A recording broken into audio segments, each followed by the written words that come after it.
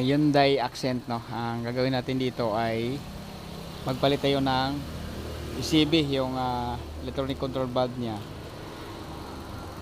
Okay, ito mataas yung reading niya, nasa 75 PSI, oh. Ayan. Tapos pag malamig, first on mo ng aircon, no. Di siya mag-on pag hindi kailangan pang i-read. Ayan, pag mag-on siya. So ngayon naka-on yung aircon, yung reading niya ay nasa 75 PSI, no. Okay, so palit tayo ng ECB, guys.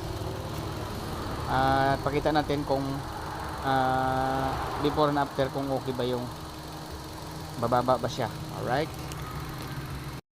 Okay, ito na, natanggal na natin yung bugat dali, no. Same lang. Okay, ito yung stock na pinalot natin. Ito yung ipalit natin na ano. Okay, kabit. Okay, ito na, guys, na-install na. Okay, may preo na tayo. Sige, start. Okay. Okay, on aircon. Okay. Baba na siya. Lamig?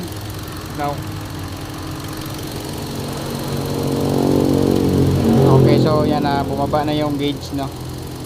Di katulad kanina nasa 75 siya, so ngayon nasa 40 na.